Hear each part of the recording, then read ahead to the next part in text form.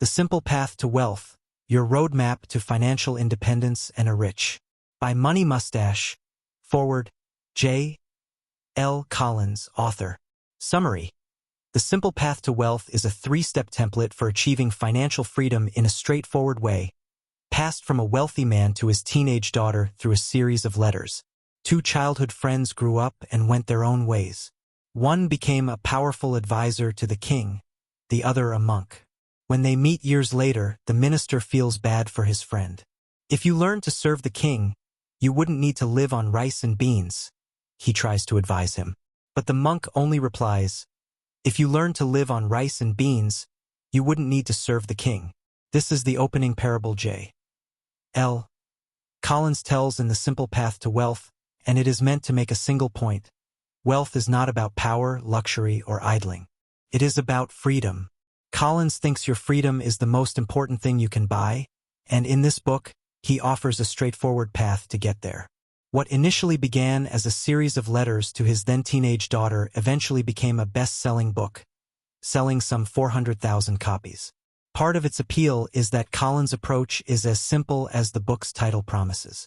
According to him, building wealth is almost inevitable if you follow 3 steps. Spend less money than you make. Avoid debt like the plague. Invest everything that's left over into index funds. Ready for a simple path to wealth? Let's look at J. L. Collins' roadmap in detail. Lesson 1.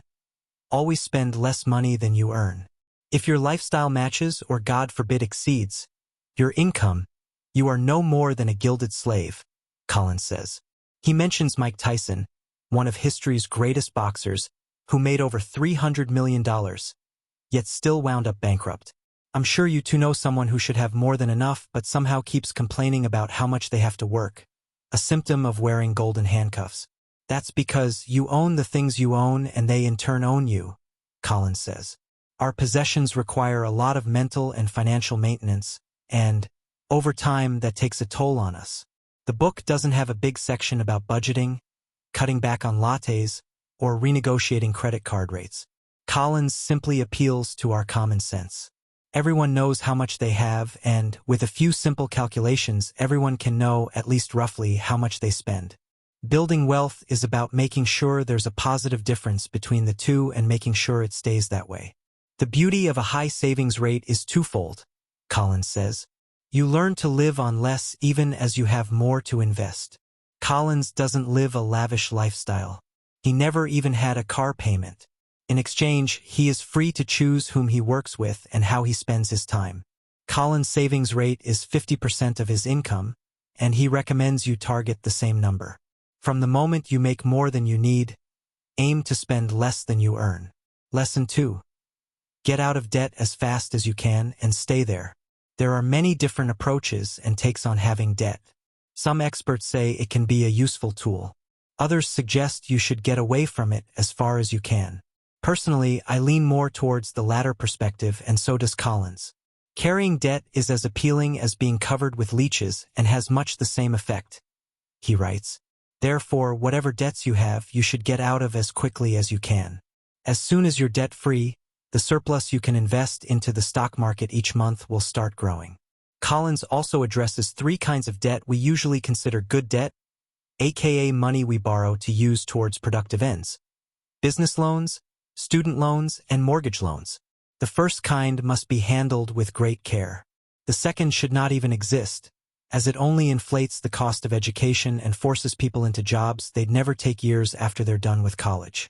As for the third, Collins suggests buying the least house to meet your needs rather than the most house you can technically afford. He thinks of house like apples. Something you can buy in any quantity, but that, the more of it you buy, will hamper you financially for more and more years. If you're still debt-free, try and stay there. If you're in debt, try to pay it off quickly. Then focus on growing your wealth. Lesson 3. Invest most of your savings into index funds until you're financially free. Sometimes I hate belaboring the same point over and over again, but it is in countless finance books for a reason.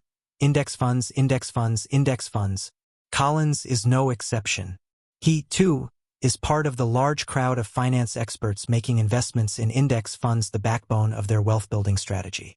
Collins recommends the Vanguard Total Stock Market Index Fund, ticker symbol VTSAX, or its according exchange-traded fund, the VTI.